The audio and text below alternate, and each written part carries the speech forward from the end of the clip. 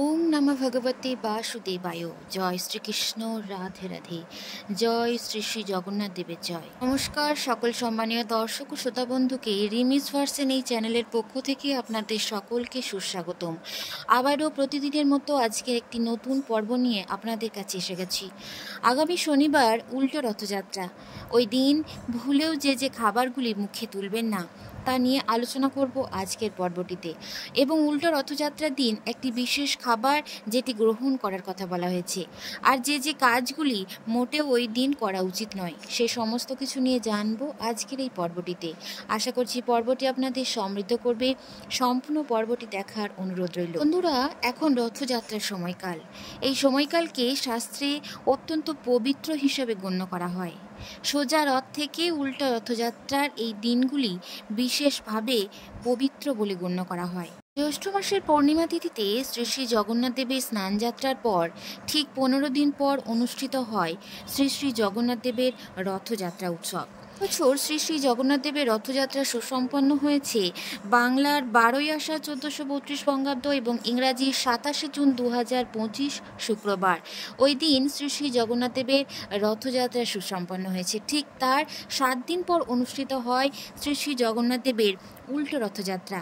এবছর উল্টো রথযাত্রা পড়েছে বাংলার 20শে আষাঢ় 1432 বঙ্গাব্দ এবং ইংরাজির 5ই জুলাই 2025 শনিবার। আগামী শনিবার উল্টো রথযাত্রা সুসম্পন্ন হবে। শাস্ত্রে শ্রী শ্রী জগন্নাথ দেবের রথযাত্রা এবং উল্টো রথযাত্রা এই দিনগুলি অতি পবিত্র দিন, এবং এই দিনগুলিতে বিশেষ কিছু খাবার যেগুলি এড়িয়ে চলা প্রয়োজন, আবার বিশেষ কিছু খাবার যেগুলি গ্রহণ করা উচিত। পাশাপাশি কিছু খাবার যেগুলি ভগবান জগন্নাথ দেবের উদ্দেশ্যে নিবেদন করার কথা বলা হয়েছে, আবার সেই সমস্ত খাবার গ্রহণ করার কথাও বলা হয়েছে। তাই এই উল্টো রথযাত্রার দিন ভুলেও এই খাবারগুলি মুখে তুলবেন না। এই খাবারগুলি ভুল করেও আগামী শনিবার উল্টো রথযাত্রার দিন মুখে তুলবেন না।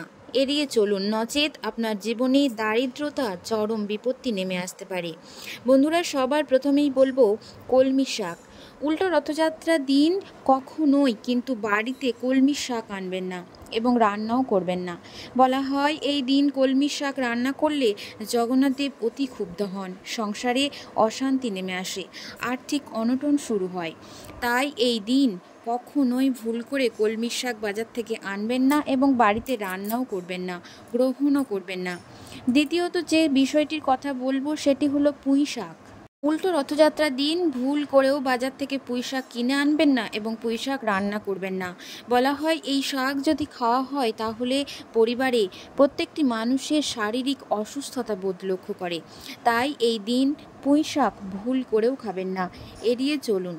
তৃতীয়ত বন্ধুরা, এই উল্টো রথযাত্রার দিন ভুল করেও তেঁতো জাতীয় কোনো প্রকার খাবার গ্রহণ করবেন না, যেমন উচ্ছে, করলা, নিম পাতা, তেঁতো কোনো সবজি বা তেঁতো শাক, তেঁতো কোনো জিনিস এই উল্টো রথযাত্রার দিন মুখে তুলবেন না। চতুর্থত যে বিষয়টির কথা বলবো সেটি হলো উল্টো রথযাত্রার দিন কোনোভাবেই আমিষ জাতীয় কোনো খাবার গ্রহণ করবেন না। আমিষ জাতীয় কোনো প্রকার রান্না বাড়িতে রান্নাও করবেন না। আমিষ জাতীয় খাবার বলতে বোঝাচ্ছি মাছ, মাংস, ডিম অথবা পেঁয়াজ, রসুন, এই সমস্ত খাবারগুলি রথযাত্রা অথবা উল্টো রথযাত্রা এই সময়কালে গ্রহণ করা উচিত নয়। এই আমিষ জাতীয় খাবার গ্রহণ করলে জগন্নাথ দেব অতি রুষ্ট হন। আপনি যদি এই আমিষ জাতীয় খাবার গ্রহণ করে জগন্নাথ দেবের পূজা করেন তাহলে কোনো প্রকার ফল লাভ হয় না, বরং উল্টো প্রকার লাভ হতে পারে। তাই এই দিন যতটা সম্ভব চেষ্টা করবেন নিরামিষ আহার, সাত্ত্বিক আহার গ্রহণ করার। আমিষ জাতীয় খাবার ভুল করেও মুখে তুলবেন না।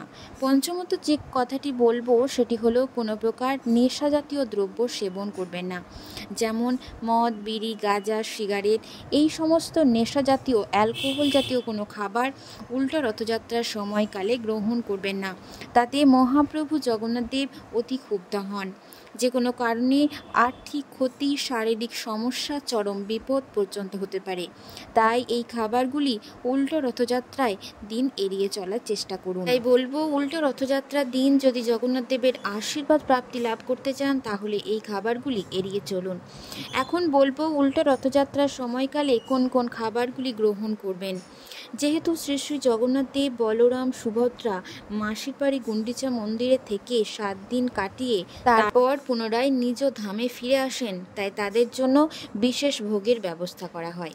এই দিন জগন্নাথ দেবের অত্যন্ত প্রিয় একটি খাবার ক্ষীর। আপনি যদি এই দিন জগন্নাথ দেবকে ক্ষীর নিবেদন করতে পারেন তাহলে জগন্নাথ দেব অত্যন্ত খুশি হন। পারলে আপনি এই দিন ক্ষীরের পাশাপাশি পায়েসও তৈরি করে দিতে পারেন। তবে অবশ্যই জগন্নাথ দেবের উদ্দেশ্যে নিবেদন করার পর বাড়ির সকলে ওই খাবার গ্রহণ করবেন। এই দিন জগন্নাথ দেবের আরও একটি পছন্দের খাবার যেটির কথা বলবো সেটি হলো হলুদ রঙের ফল। সেটা আপনি আমও দিতে পারেন, কাঁঠালও দিতে পারেন। তাই এই দিন জগন্নাথ দেবের উদ্দেশ্যে আপনি আম, কাঁঠাল বা যে কোনো হলুদ রঙের ফল নিবেদন করতে পারেন এবং জগন্নাথ দেবের উদ্দেশ্যে নিবেদন করার পর তারপর আপনি পরিবারের সকলে মিলে সেই খাবার গ্রহণ করবেন। বিশেষ করে এই দিন যদি আপনি ভোগের খিচুড়ি প্রসাদ করতে পারেন তাহলে অতি উত্তম। এর পাশাপাশি জগন্নাথ দেবের উদ্দেশ্যে আপনি নারকেল বা গুড় সংস্পর্শিত কোনো খাবার নিবেদন করতে পারেন। জগন্নাথ দেব খুবই খুশি হবেন। আপনি এই উল্টো রথযাত্রার দিন এই খাবারগুলির মধ্যে যে কোনো একটি খাবার প্রস্তুত করে জগন্নাথ দেবের উদ্দেশ্যে নিবেদন করতে পারেন এবং সেই খাবার আপনি আপনার পরিবারের সকলে মিলে গ্রহণ করবেন। যদি পারেন ওই প্রসাদ আপনি দরিদ্র বা অসহায় মানুষকে দান করতে পারেন তাহলে খুবই ভালো।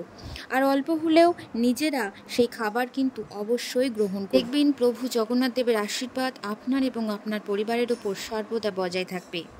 পাশাপাশি বন্ধুরা, এই উল্টো রথযাত্রার দিন সকাল সকাল ঘুম থেকে উঠে যদি পবিত্র নদীতে স্নান সেরে জগন্নাথ দেবকে স্মরণ করেন এবং জগন্নাথ দেবের পূজা করেন, তারপর জগন্নাথ দেবের উদ্দেশ্যে যদি একটি তুলসীর মালা নিবেদন করেন তাহলে প্রভু খুবই খুশি হন। আবার এই দিনে আপনি যদি কোনো দরিদ্র মানুষ বা পশু পাখিদের বা অসহায় মানুষদের কোনো খাবার বিতরণ করেন বা নিজ সামর্থ্য মতো অর্থ দান করেন তাহলেও আপনি জগন্নাথ দেবের আশীর্বাদ প্রাপ্তি লাভ করবেন। ভুল করে ওই দিন কোনো মানুষের সাথে খারাপ আচরণ করবেন না। দরিদ্র মানুষ বা পশু পাখিদের বা অসহায় মানুষদের কখনো খালি হাতে ফিরিয়ে দেবেন না। আপনি আপনার সাধ্যমতো সামর্থ্য মতো তাকে সাহায্য করার চেষ্টা করবেন। এই দিন কাউকে কষ্ট দিয়ে কথা বলবেন না, তাতে করে প্রভু মনে কষ্ট পান। তাই এই দিন ভুল করেও কোনো বৈষ্ণব সাধুদের অপমান করবেন না। এই দিন পারলে কালো রঙের পোশাক পরিধান করুন। এই নিয়মগুলি আগামী শনিবার উল্টো রথযাত্রার দিন মেনে চলার চেষ্টা করুন। আশা করি বন্ধুরা এই ভিডিওর মাধ্যমে আপনাদের কিছুটা হলেও বোঝাতে পেরেছি। ভালো লাগলে অবশ্যই একটি লাইক দিয়ে কমেন্ট বক্সে জয় জগন্নাথ লিখবেন এবং বন্ধুদের সাথে শেয়ার করে নেবেন। আপনি যদি পরিবারের নতুন একজন সদস্য হয়ে থাকেন তাহলে অবশ্যই চ্যানেলটি সাবস্ক্রাইব করে পাশে থাকবেন। ধন্যবাদ সকলকে ভিডিওটিতে জুড়ে থাকার জন্য। হরে কৃষ্ণ, রাধে রাধে, জয় জগন্নাথ।